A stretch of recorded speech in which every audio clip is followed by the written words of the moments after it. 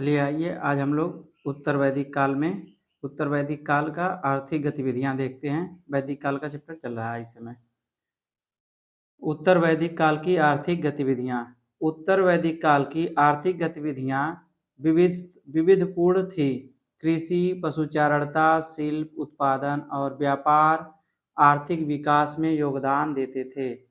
पूर्व वैदिक काल का प्रधान रूप से ग्रामीण समाज कृषि करने वाला बन गया और उत्तर वैदिक कालीन के लोगों के जीवकोपार्जन का प्रमुख साधन बन गया।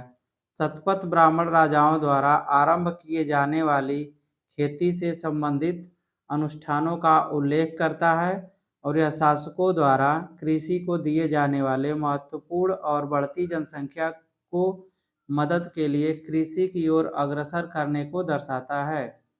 जंगलों को साफ करने के लिए पेड़ों को जलाया जाता था, जिसका उल्लेख भी शतपथ ब्राह्मण में मिलता है।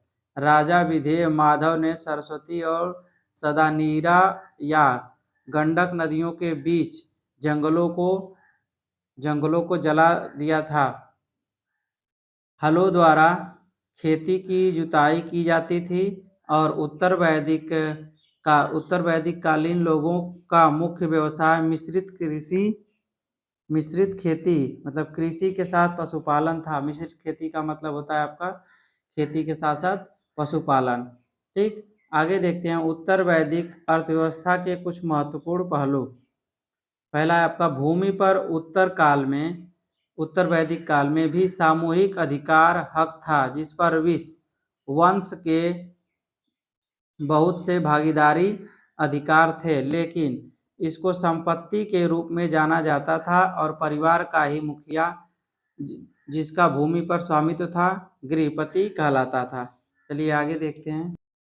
अगला आपका चावल को ब्रीही और गेहूं गोधूम दो लोगों का मुख्य आहार बन गए थे। मतलब चावल और गेहूं लोगों का प्रमुख आहार बन गए थे और दालों को भी उगाया जाता था।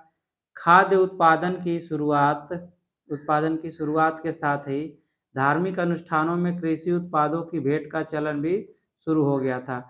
दान और दक्षिणा की वस्तुओं में पका हुआ चावल भी सम्मिलित हो गया था। इसके अलावा तिल, जिसे पहली बार व्यापक रूप से वनस्पति तेल निकाला गया था, उसका भी अनुष्ठान में तेजी से विस्तार होने लगा था।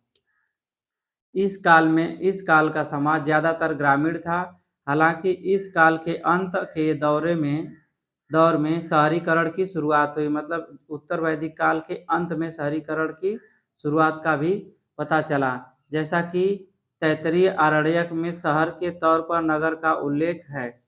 अगला ऑप्शन है उत्तर वैदिक काल के दौरान आर्य संस्कृति के विस्तार का प्रमुख कारण लोहे के प्रयोग का आरंभ करना था, जिसकी शुरुआत लगभग 1000 ईसा पूर्व में हुई। इसका उल्लेख कृष्ण अयस श्याम अयस के रूप में किया जाता है। कृष्ण अयस और श्याम अयस के रूप में किया जाता है। उत्तर वैदिक संस्कृति को स्लेटी रंग से रंगे बर्तन PGW लौह कालीन संस्कृति के नाम से भी जाना जाता है, क्योंकि एक विशेष प्रकार के मिट्टी के बर्तनों का प्रयोग उस काल के दौरान किया जाता था। अगला है पूर्व वैदिक काल की तुलना में उत्तर वैदिक काल के दौरान विविध कला व शिल्प का काफी विकास हुआ और शिल्प विशेषज्ञता के गहरी जड़ें जमा ली, क्योंकि इस काल में इन व्यावसायिक समूहों का उल्लेख अधिक मिलता है। उदाहरण के तौर पर धनुष, रस्सी, तीर व चमड़ा बनाने वाले, पत्थर तोड़ने वाले, चिकित्सक, सुनार और जैसे विशेषज्ञता प्राप्त व्यावसायिक समूहों का उल्लेख ग्रंथों में किया गया है। उत्तर वैदिक काल में विभिन्न कलाओं और शिल्पों का इस्तेमाल होता था। वैदिक लोग टीन, लेड, चांदी, सोना, लोहा, कांसे और तांबे से परिचित थे। संभवतः उस काल में कुशल लोहार और धातु गलाने वाले लोग होते थे, क्योंकि पीजीडब्ल्यू उत्खनन स्थलों से बहुत सी तांबे की वस्तुएं मिली। उस दौरान लोगों ने शीशा बनाने का ज्ञान भी अर्जित कर लिया था। श्रेष्ठीन व्यापारियों के संघ या संगठन का उल्लेख करते हैं। इस काल में वस्तु विनिमय द्वारा ही आदान प्रदान होता था, लेकिन निष्क का इस्तेमाल, निष्क मतलब मुद्रा, निष्क का इस्तेमाल सुविधाजनक मूल्य की इकाई के रूप में होता था। हालांकि यह एक स्पष्ट मुद्रा के रूप में प्रयोग नहीं की जाती थी। ठीक है, चलिए और आगे देख लेते हैं।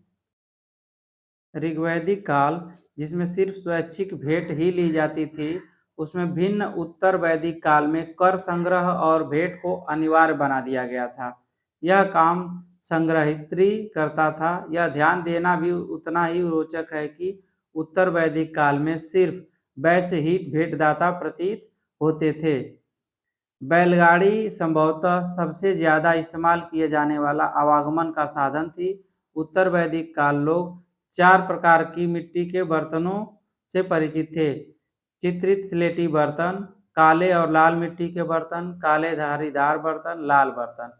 और ये भी देख लीजिए, ये है आपका स्लेटी बर्तन, चित्रित स्लेटी बर्तन। तो चलिए आज हम लोग इतना देख लिए, अगले दिन अगले वीडियो को देखते हैं।